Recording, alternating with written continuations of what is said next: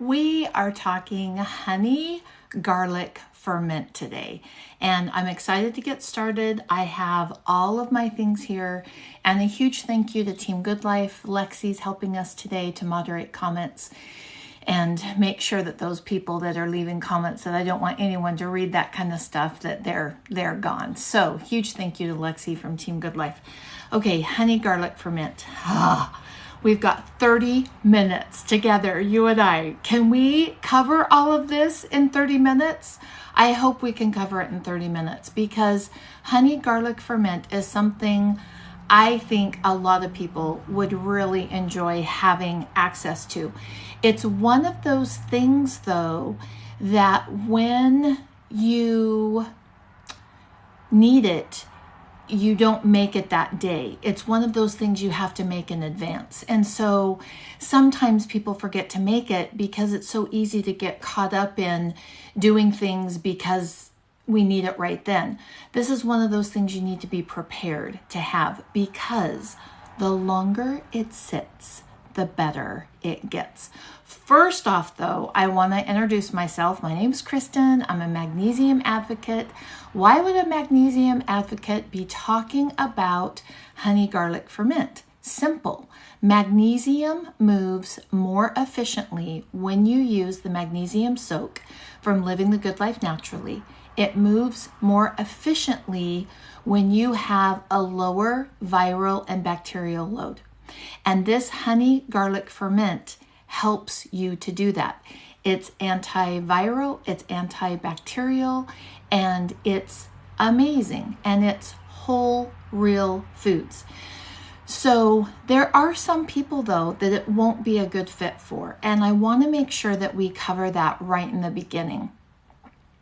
And so let's make sure and understand, I'm not a doctor. I'm not diagnosing. I'm not telling you what to do. Healthy women have strong filters, and I expect you to take the information that you and I are talking about and filter it through your situation. Now, here's who honey garlic ferment would not be a good fit for at all. If you are having a hard time breaking, oh, you know what I did? I forgot my mic. Boom, boom, boom. Should I go get my mic? Tell me how the sound is. I totally forgot my mic, and I could set it up really fast. I think I might go grab it because it'll make it better. Several people have asked for the replay of it. And so I am going to ask Lexi to upgrade this. Okay, so okay, the sound's okay? Okay, I'm not gonna go grab the mic then. Dang, I forgot. I thought I had everything set up. Okay, so this is who a honey garlic ferment is not good for. Someone who is not breaking down their histamine. And I think one of our Wednesday, we do this every Wednesday together, you and I, at noon Pacific time. I think we should cover histamine because it's something that so many people are struggling with. And so, for example, a lot of times we can go, oh, I want to do that. My girlfriend did it and it helped her so much. And then it doesn't help you because we've got that individuality going on. And any fermented food has high histamine levels. Apple cider vinegar, high histamine levels. Broth, I don't think you can see, I'll pull it over there. You can see my great big old pot right there. That's a great big pot of broth that I have that's boiling. Now, broth is one of my superfoods. It is one of the foods that helped me to heal and seal my gut after I got my magnesium levels up, got my stored and active vitamin D, because that active vitamin D is what seals your gut. But that broth was a game changer for me. We had a daughter that did some traveling abroad and got really, really sick. Like her dad had to go over and pick her up and fly her back home. She was so sick. And so she got home, and what did? I started giving her all of my superfoods. Well, at that point, with what had happened to her abroad, she wasn't breaking down histamines, and my superfoods were making that beautiful daughter that I was wanting to help, they were making her sicker. So it's so important that you recognize fermented foods are my superfoods, and I'm going to talk about them and love on them and glow them up. But they might not be your superfoods. And remember, a histamine issue is a lack of light, a lack of a good copper core vitamin C, and low magnesium. And that happens at the mast cell. But I don't know, we should do another class on that. That's a whole nother class. So honey garlic ferment is not a good fit for you if you are not breaking down histamines, because it's a high histamine food. Okay, so it also might not be a good fit for you depending where your blood sugars are. So if you've got really high blood sugars, then it could spike your blood sugars higher, because honey is still a sweetener. A garlic supplement does not have the benefit of honey garlic ferment. And now this is a legacy ferment, and it's sticky on the side. This is a legacy ferment. This is how your honey ferment will look after, this is older than 5 years old. And is what happens is that allanase, there's an enzyme in that garlic. And in that, just sitting there, allanase. And when you ferment it or chop it or cut it and let it sit, the allanase turns into allicin, which is the power food of the garlic. And so a garlic supplement doesn't have that. You're skipping it. So yeah, there's some benefits, but you're not getting the whole full benefit of the food. And that comes down, you make honey garlic ferment. So make it in your house. So that comes down to understanding the biggest mistake that I see happening, and the reason why I decided to do this class on honey garlic ferment is when we are adding these cloves to our honey, do not cut them if you want full benefit of the fermentation of the garlic. Now, you might have been taught, cut it, because honey is typically about 17% moisture, and you have to have 20% moisture for fermentation to happen with your honey garlic. And so a lot of people take the juiciness of the garlic and increase their moisture. And it is a quicker way to get fermented honey garlic. But the slower process will get you a stronger, more powerful allicin. And that's why we're going to all this work in the first place. So I will show you as we go through, because we're going to make it today, right here, you and I together. I will show you, and I should have brought a wet rag because that was a little bit sticky on the side. I will show you what to do as we go through the process. Now, obviously, with a honey garlic ferment, you want the very best of what you have access to. Now, yes, and when you cut that garlic and let it sit, and then use it in your cooking, absolutely, you're getting allicin. But when you ferment it, you're getting 80 to 150 times more allicin. And the more slowly it ferments, the more allicin you're getting. So we're talking about using garlic in two different ways. So this way specifically, we're not cutting it, and we're letting the fermentation take the allanase and turning it into allicin, and that's the boost to immune. That's the boost to bring down the viral load. That's the boost to bring down the bacterial load, and that's what's making it so much harder for people to achieve cell saturation now. So it's one of those super beneficial things that actually helps you hold on to your magnesium better. And I'm that mag lady. So I'm all about holding on to your magnesium. Obviously, we want to start with the best ingredients that you can get your hands on. Now, have you read online about how taking honey can help allergies? I used to have allergies. I've gotten on top of them. I don't have seasonal allergies anymore, but they used to be horrible. As a kid, I used to have to wear a mask. I'd have shots. The whites of my eyes would swell up. It was just awful. I've completely gotten on top of that. But I never was able to take honey and experience a benefit when I was in a seasonal allergy reaction. Have you? I never until I used this honey. Now, this is a local honey to me. I live in Morro Bay, California. We're Central California coast. And I met him at the side of the road. He was selling his honey at the side of the road. This is a mountain wildflower honey. If you can get your hands on a mountain wildflower honey, it will have the highest pollen count. And that's what we're looking for in our honey. And if you are making honey with just like, let's say, I know locally like Western Family. I don't know but just a generic honey from the grocery store, it's not honey. It's had all the pollen taken out of it and sold because the pollen is the medicinal portion. And then it just becomes like just this straight sugar without all the benefits. And so you've got to make sure that you're getting your honey from a local beekeeper. And that local beekeeper is taking care of his hives, loving on his hives, and is giving you this beautiful, great quality honey.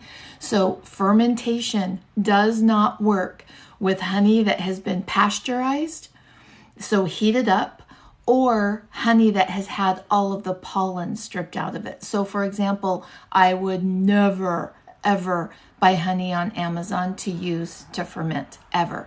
I would check out a local farmer's market. I would ask around my neighbors. I know some people have hives, a hive or two in their backyard.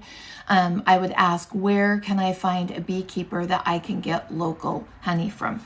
Now, this is a little bit more expensive than what I've normally paid for honey. It is worth every single penny. It's liquid gold. I should have checked. I don't know if he ships because this is amazing. Oh, from Fresno State. My dad used to be a dean at Fresno State. I grew up there. I love that. Queen of Cali. I love it. I bet you maybe come to Morro Bay, my neck of the woods, to go to the ocean. So you just want to make sure it's really good honey and ask your beekeeper, has this been pasteurized? Because once it's been heated, it's no longer acceptable to use for fermentation. Now, this is called Everhart. Sorry, I'll quit moving that. I should have left that slower. See that? Everharts. And I do not know if you can get this online. I get it as I turn the corner to go to San Luis Obispo. So I don't know if you can get it online. Everharts. And this is the mountain wildflower honey. And so look where you're at locally and get the best honey that you can get your hands on. Oh, love Morro Bay. Yay, come and visit. I live in Morro Bay. Okay, so the next thing is honey is at about 17% moisture, which means this is not going to ferment. We're going to have to add some things.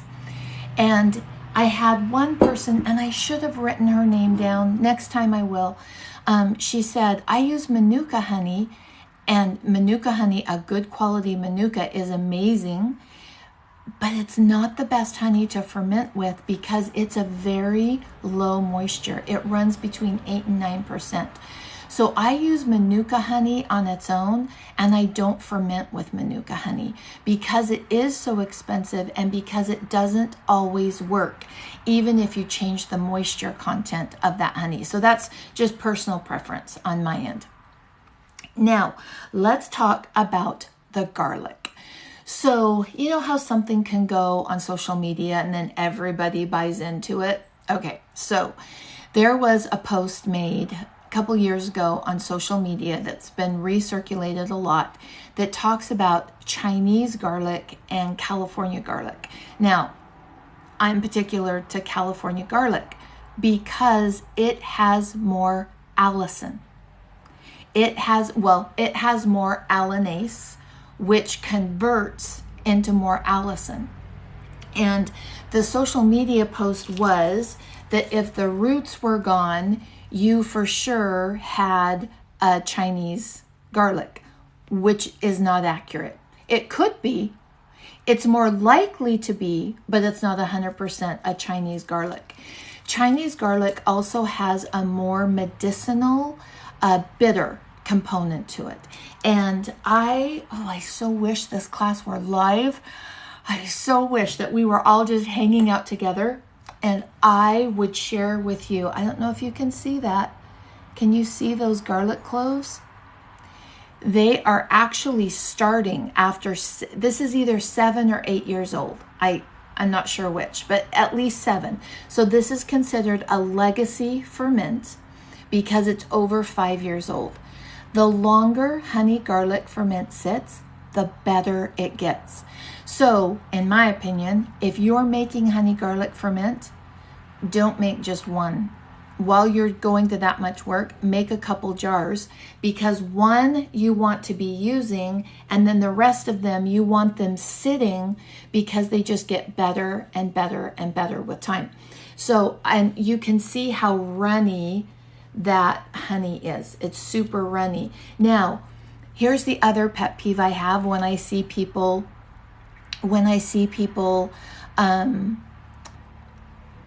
telling others how to do honey garlic ferment. When I did this honey garlic ferment, I only go halfway up the jar. Only halfway up. If you go up to here, look how much that honey has thinned out. And I have this in the back of my cupboard now. I don't even have to pay any attention to it because I only did halfway. If you go up to here, you're going to have to continually check on your honey garlic ferment to make sure it doesn't overflow. I had it happen. It was an absolute sticky nightmare mess. It dribbled down all of my cupboards. And so when you see people saying, oh, fill it up to the neck, no, don't do it. Don't believe them. You only fill it halfway because as it ferments, look how thin that honey is. It's so very thin. And well, I don't know about you, but I don't want to mess in my cupboard because it took me forever to clean that up. So types of garlic, for example, this is a California Gilroy garlic, and I have easy access to that. I don't know what you have access to. California garlic is going to be better. The price is going to be a little bit more expensive. Sometimes what they say is true, and you get what you pay for.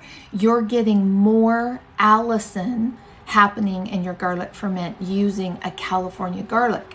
Now, the best garlic obviously is going to be the garlic from your backyard.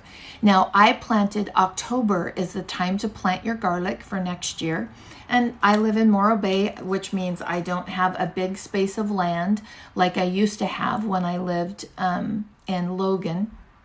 And I just planted my garlic in half wine barrels that were cut in half. But October, so if you're into planting things, October is your time to plant garlic. Now, my husband is the gardener at our house, and we ordered some Russian garlic. A few years ago, this actually is a Russian garlic. Russian garlic it's a variety. It's not from Russia. It's just a variety of garlic. It's the highest in allicin available, the highest. But that doesn't mean if you can't get access to Russian garlic, don't make your honey garlic ferment, because you're still going to get benefit from it. Just remember, the better the quality your honey, this is a mountain wildflower, local honey, non-pasteurized. And this is a Gilroy California garlic. So that's what we're going to use today, and it's going to be an awesome ferment. The next thing is today, I don't know if you can tell, but this one's a mason jar.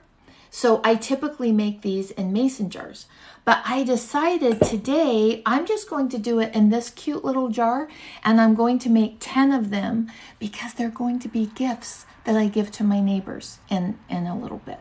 And so just as a I'm so glad you're my neighbor. Here's a little bit of love. You know, when everybody else is passing out sugar and fudge, I'm going to pass out something really healthy and say, won't you be my neighbor? And so you can make it in any jar. I just prefer the wide mouth. I think they're easier to access. And typically I do a quart, but for my neighbors, I'm just doing this smaller size because most of them are single. Now, you don't need this next thing. I might have to go wash my hands. You don't need this next thing for your honey garlic ferment, but oh my gosh, it makes it so much easier. It is so much easier.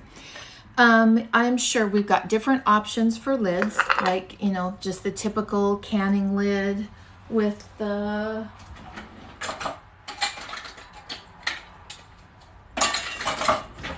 middle, right? We've got this. You can use that. We've got the plastic lid. You can use that. But I want to show you my very favorite one that makes it easier to get these done. And it's these. And you can go to my link. I don't know if that really takes down how many people see the live or not, but you can go to the link in my bio. You see some people go blink in Lio. I don't know if it does or not, but I've got this linked in my Amazon. And what this will do is it will release the CO2, because as it ferments, the CO2 will increase. And if you don't have this lid, every single day for the first 4 to 8 weeks, in the morning and at night, you have to open it and shake it. And it just gets sticky, and you have to turn it up, you know, go like this, back and forth, back and forth. I'm kind of lazy and I'm ADD, and I don't want to have to remember to do that. And so I love using this little lid. It's like, it has a little split in it, and it releases the CO2 so that I don't have to open it and burp it, for lack of a better word. And you do have to shake it every morning and every night, because in the beginning, your garlic is going to float. Your garlic is going to float. And for that garlic to start fermenting, it has to be covered in honey. And while it floats, it hasn't gotten heavy yet. It's not covered in honey. And so you shake it in the morning. I just kind of roll it around. I'll do this one so you can see the process. I just kind of roll it around, and then I have to go wash my hands. I'll be right back.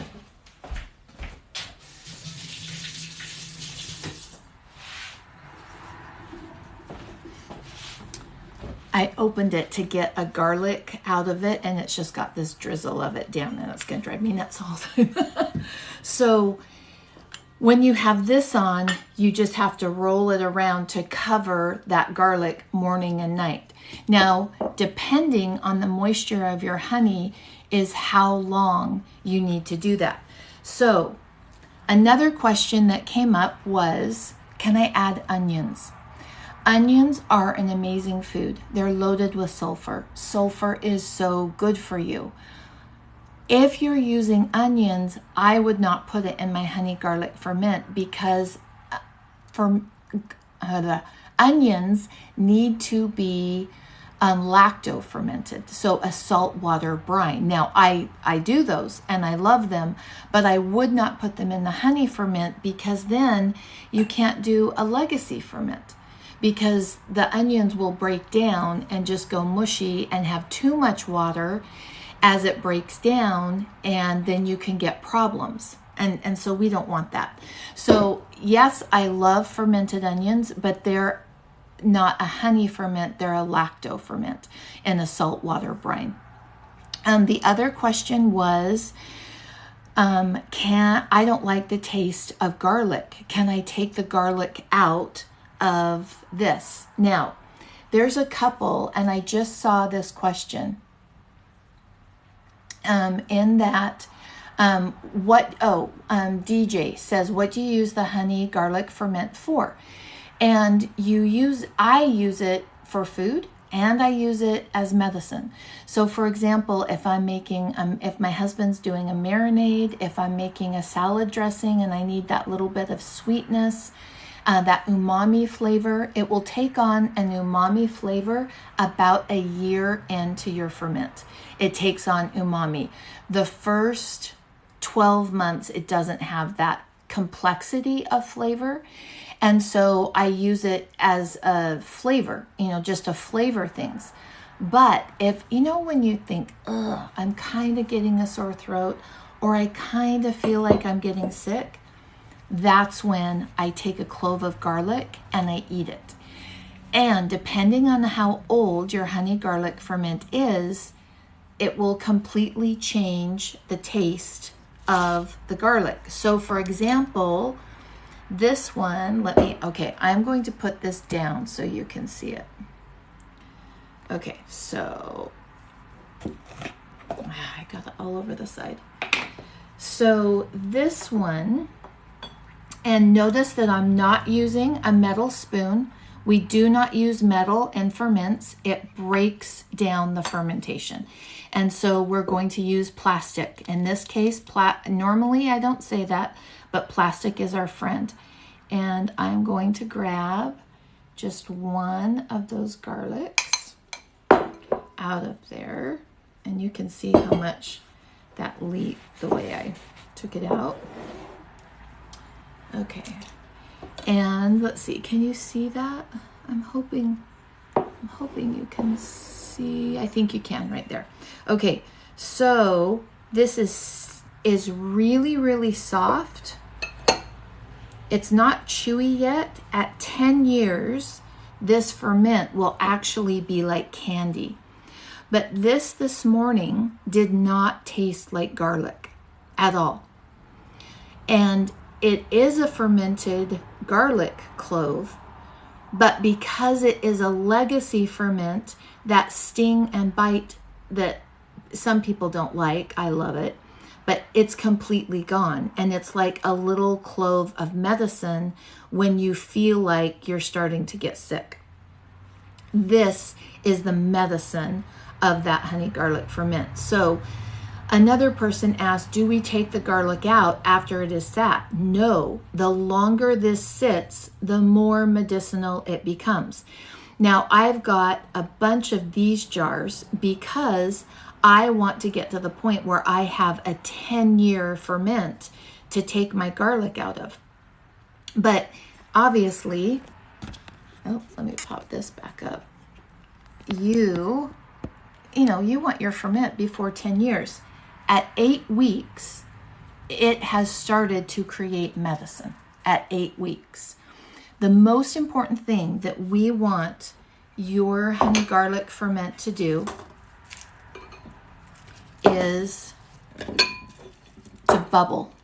So when you put it in the water, we want little teeny tiny bubbles coming up. And if that's not happening in the first 24 hours, you simply must add a teaspoon of filtered water. It can't have chlorine in it because that will kill the ferment. A teaspoon of filtered water. You put it in and you mix it up really well. You let it sit for 12 hours and then you check for the fermentation to be happening. Little teeny tiny bubbles. If that hasn't happened with 1 teaspoon of water, you add a 2nd teaspoon of water. And you continue doing that until you have the moisture of your honey at 20%. That's when the fermentation will start happening. And your honey will be at different percentages of water depending on the season that year. And a lot of times your honey guy will know what water percentage that batch was. And so ask him, do you know the percentage of water that your honey is this year? And then you'll know how much you're going to need to add. Like, oh, it's at 12%, it's going to take more water.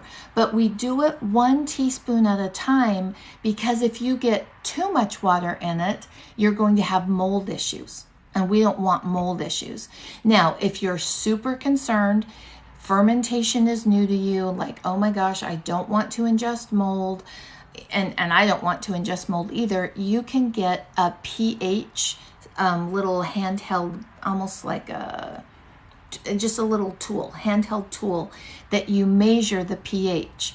And you want your pH of your honey ferment below 4.6. So 4.6 or below, and you're good to eat that honey. It's not going to cause you any problems. Okay, so there's a lot of different ways that you can get the paper off of your garlic. I'm going to do it this way.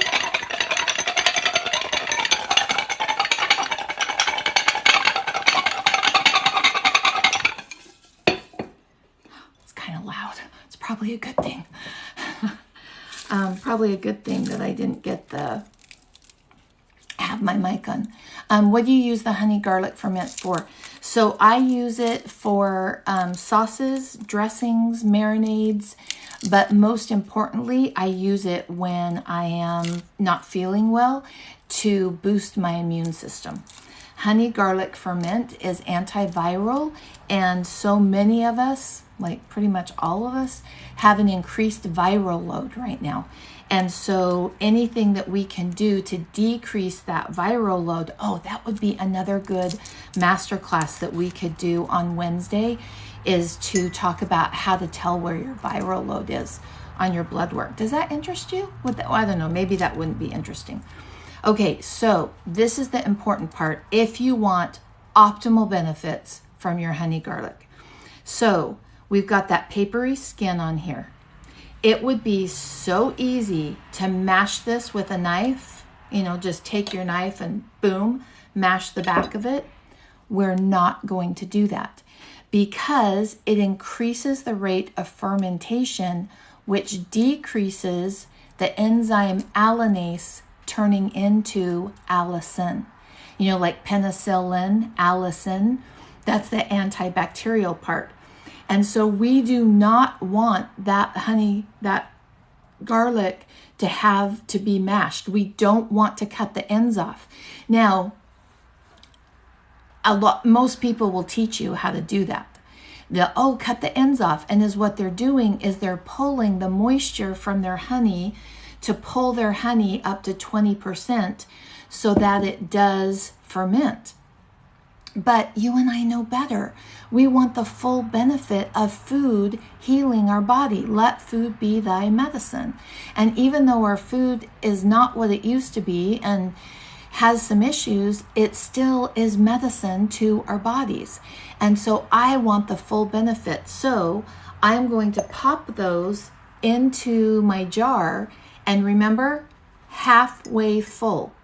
So however high your jar is, it's halfway full. And you'll notice it's about 1 to 1. So if you've got half a cup of garlic in there, then you're going to want about a half a cup of honey. And so that will give you just a really loose estimate of how much honey you're going to need for how much garlic. Now, I used to have, and I couldn't find it, it's a little roller. It's like a little silicone roller thing, and I just couldn't find it. My husband snags my stuff.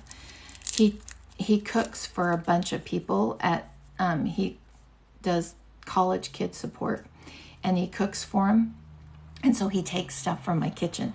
But shaking it like that, the paper comes off so easy. Or if you have that little roller thing, but make sure if you're using the silicone roller that you're not opening the membrane of the honey, because we want a slow ferment so that we are getting the full benefit. Now, I could shake this more in the glass jar like what I was doing, and it would get the paper off. I think that's kind of obnoxious probably for you sound-wise. And so I'm just going to do a couple this way. And another question that I got, and then I think I've answered all the questions. People said, can I add anything else? Or people who had done it and said, oh, I add turmeric, or I add ginger, or I add lemon. And lemon is a great one to add if you know you have a low moisture honey, and just slice it. You want to make sure that your lemon is organic, that it hasn't been sprayed, because the skin of the lemon holds so much of that residue from the pesticide. I personally prefer a Meyer lemon. So everywhere we move, no matter where we've lived, we have a lemon tree that goes with us that produces just some really nice lemons. And it's a Meyer lemon tree. They're a little bit sweeter. And so I use my Meyer lemon.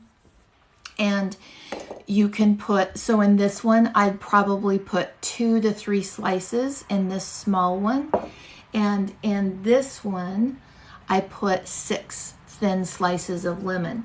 And the lemon is going to help the fermentation process happen faster because it's got the lemon juice in it.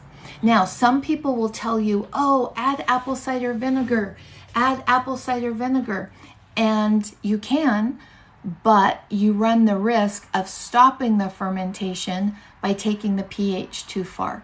And so we want that place where, and so I like to do it with water. I've done it with apple cider vinegar, but I've lost a couple of them. And it was because of the apple cider vinegar blowing out. We had 2 extremes. One was not enough of a pH, and then the other, it was too low of a pH. So I just prefer to get that going with the apple cider vinegar, or with the water, not with apple cider vinegar. And when we're adding that water, you add it a teaspoon at a time. So now we're just going to pretend. Oh, and ginger, you could just take ginger and, scrape it off. I do it with the back of the spoon. Scrape that off and just slice it. And that's going to increase the benefits of your honey garlic ferment. You can also add turmeric, and that's going to increase the benefits of your honey garlic ferment. So just depending on the flavor profile that you like, I love ginger, I love garlic, and so I tend to do that. I tend not to use turmeric for the simple reason that turmeric, it tests really high in heavy metals, and I don't want the heavy metals, and so I tend not to use turmeric. But if turmeric's a good fit for you, then throw some turmeric in there. You can also put some black pepper. Black pepper is a really good thing to put in there. So we've got our jars that we started out with clean and sterilized. We've got our garlic cloves that are not cut or sliced because we want the full fermentation process. And then we just take that really beautiful honey and we just pour it over the top. And obviously I don't have this as full as what I'm going to do for my neighbors because I don't want the class to be like a super long class. Now, this is the most important part, the first 8 weeks. We've got to make sure that that honey is coating that garlic. And because the garlic is light, it's going to float on the top. So every day, every morning, and every night, you've got to turn that honey. As soon as the garlic drops, that's when the fermentation is happening. And this Legacy Ferment, I haven't touched it for years. It's in the back of my cupboard and I don't have to do that. See how that has dropped down where this is going to be floating on the top. And so that first 8 weeks, it's a little bit high maintenance. And depending on the moisture in your honey and how fresh your garlic is, will determine how long it takes for that honey, for that garlic to float down. In the first 24 hours, you simply must have little teeny bubbles, little teeny tiny bubbles. And we only fill it halfway full because we know that the honey is going to thin out. This one was under halfway full, and look how much it's thinned out, and it will continue to. I don't want honey overriding my cupboards. And we are going to stir that to not stir it, but twist it to coat it. We never use metal spoons in our ferments because the metal slows down the fermentation process. And you leave it out. I leave this just in the corner of my kitchen on a cupboard to remind me, give me that visual every day that I've got to make sure I'm twisting it and that all of it is covered. At 8 weeks is when it has really started to take on medicinal properties for you to take to reduce your bacterial and viral load at 8 weeks. But if you're like, oh my gosh, I want some of this in my house. Maybe you just want it for the umami flavor in your salad dressings. If you're making it, make 2. One that you can use in 8 weeks and one that you can tuck away. Because at a year, I cannot tell you how much more beneficial that garlic is when you're not feeling good at a year. And so just make 2 and then tuck one away after the garlic has gone down. And that way you can just pull from the one while the other one sits and just gets better and better and better. My goal was 30 minutes today, and I went over that. So hopefully you are excited about your honey garlic ferment, because magnesium is taking longer to move through your lymph. Magnesium activates vitamin D. Active vitamin D in its proper levels naturally heals and seals your gut. And so anything that we can do to bring down our viral load, to bring down our bacterial load, is a good thing and helps our magnesium to move more efficiently through our body. So tell me, are you going to be making a honey garlic ferment, or did you just watch that and think, what a bunch of work, I don't have time? It might not be for you, and that's okay. I love my honey garlic ferments, and I hope my neighbors love their honey garlic ferment. And remember, if you don't have these little lids and you have maybe the plastic lid, that first 8 weeks that you're twisting it and turning it to make sure that it's all covered, you'll have to open the lid to burp it, because the CO2 will build. And so if you don't have this lid, you'll also have to open it when you're twisting it and covering it to make sure that that top layer of garlic is covered with honey, because food is medicine, especially when it's in its proper form. I will see you next week, Wednesday, Pacific noon.